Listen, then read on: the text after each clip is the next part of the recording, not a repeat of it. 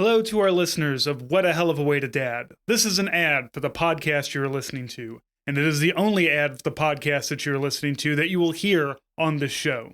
We have a little something called Patreon. Patreon.com/hellofaWayToDie. It is linked down below. The deal is you give us $5 a month and we give you bonus content every month, every week, as much as we can.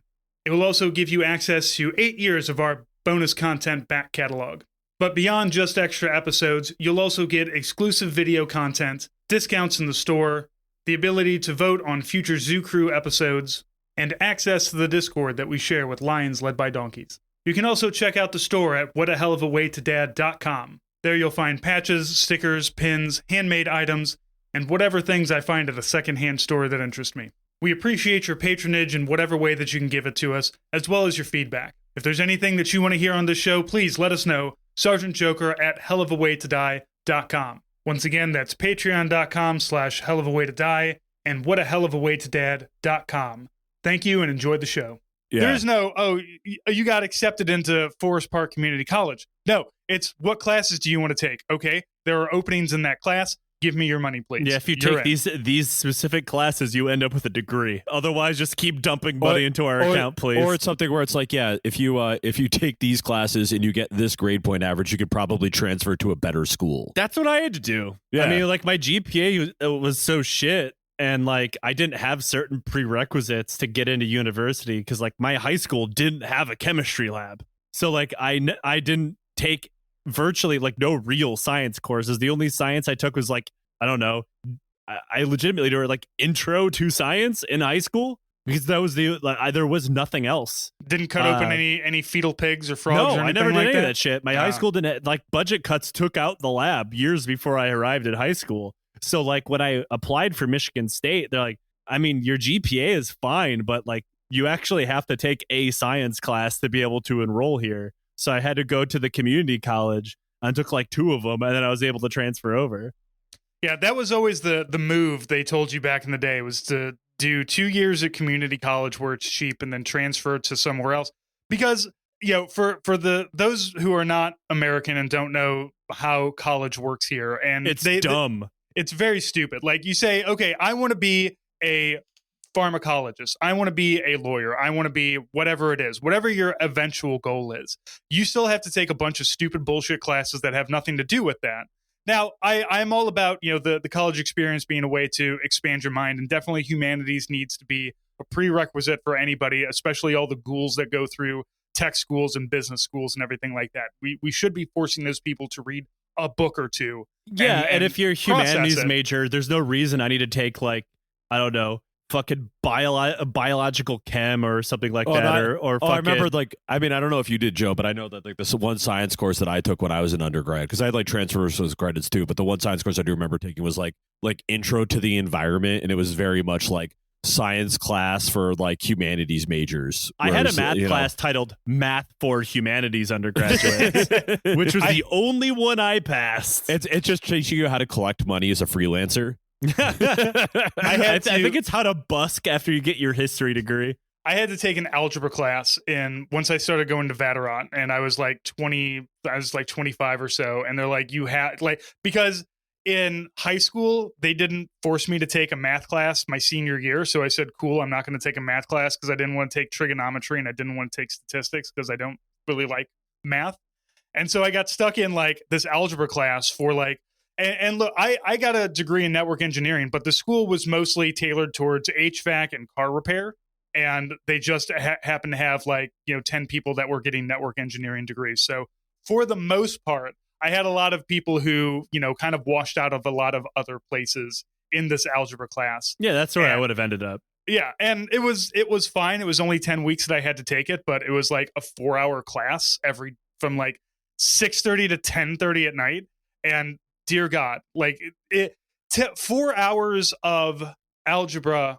And I don't say this. I say this with as much love in my heart as I can, but that room was full of dummies. Like, God bless them all. Yeah, that's why I said I would have ended up there. I was awful at math. I still am. I don't even know my times tables. That could have something to do with concussions, but I don't remember. Christ. Look, my father, who is an engineer, when I was younger, would sit down and force me to write my times tables out every day. Every goddamn day, sit down. 1 times 1 is 1. 1 times 2 is 2. All the way up till 9 times 9. I still don't know my fucking times tables. And what I did gain out of that was a healthy hatred of math. Yeah, that's about all I got to from my math education. Right. Shout out to Dad for being the math guy who made me hate math by forcing me to do math. And shout out to the girl I sat next to in high school math for the only reason why I was allowed to graduate, because I copied off of her. Always have a soft spot in my heart for you, girl. Yeah. All right, so let's get back to Justin Long here. So he creates this college. All of a sudden, all the freaks show up, and he's like, "Well, I guess I'm going to create a college." You know, he feels like he can't just reject these people; they've been rejected all their life. So he goes to the real college, Harmon Institute, and we have a nice little montage of him experiencing what real college is like, and what a downer it is, and how stressed out everybody is, and going to class, and you're just the teacher is a speaker because they're in a different room and you're in the overflow class, things that happen now. So I don't know if in 2005, 2006, if it was as bad, but I know that now it's, college is kind of this like for-profit thing that churns out, economic I feel like it pools was at always the end. that way. I mean, I think that way, wasn't it? I do think it was more of a real thing back then, and I only say that because over the course of the past 20 years, what you've seen is like an explosion in college administrators and a decrease in the actual teaching staff, and so like now all of the professors that you're gonna they show them like professors like around this period is always being like some like tenured faculty member, a learned who's academic, or like whatever, and like now you're being taught by like a precarious grad student who just had to strike for like, a month and a half with UAW in order to make sure that they got, health care during like, Christmas break. Like in 2006, you had like learned academics. And if you go to university now, you get me. Right. Like, right. I was a teacher. Yeah. They put you in charge of kids. That's weird. Yeah, and then I taught in community college, so it's like, it's grim out there. I feel like the difference is there was the facade was thicker, and now today it's just so much more like bald face and craven. Yeah, no, this is the thing. This was the era. This is why everyone who's like a millennial has student loans, is because we were all, kind of sold this bill of goods of, well, you absolutely need to go to college or otherwise you're a fucking loser. You need to get a degree in anything and you'll suddenly become employable. Yeah. And then you'll, go to work for like, and Fortune 500 company, and you will work there for 20 years and it'll be great. And like, and then like, we all like, I graduated in the middle of the fucking Great Recession in 2009. Yeah. I graduated in 2008. Like I was only able to I was one of the few people of my high school class who didn't immediately have to move home after graduation because I was living in a $250 a month slum and working at like an Apple store. So I was getting paid fairly decently. But like, other than that, like everyone else I knew was like, oh, cool. Everyone, for like, I would go home and like, Thanksgiving 2009, it was just like everyone was at the hometown bar because no one had been able to like move out. Yeah, I had gone to school in preparation of getting out of the Army for my first contract. And then I was due to get out when the recession was like, it was pretty clear it wasn't going away. Yeah. So I'm like, re-enlistment it is. Yeah. Remember, kids, college always has one positive aspect. You can do like my brother did, get a degree in history and a minor in poli-sci, and then you can become an officer in the Army and become a park ranger. That's what he did. I did 25% of the things you just listed. Yeah.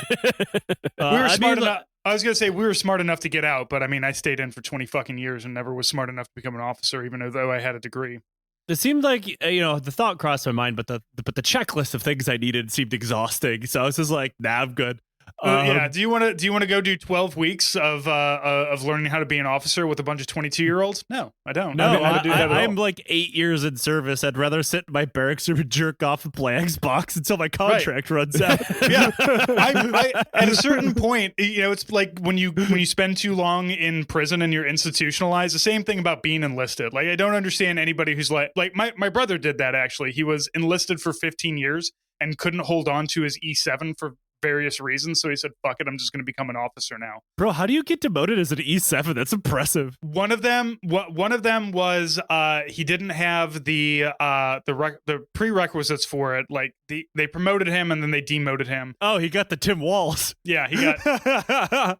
And I think the other time was like not having a PT test done at a certain time, and like this was before. This is all like pre-surge, so it's okay. Yeah. So it's when they were still kicking people out. Yeah, my experience in active duty was, and I can think off the top of my head of one E7 that I witnessed get demoted my whole time in, and he came up.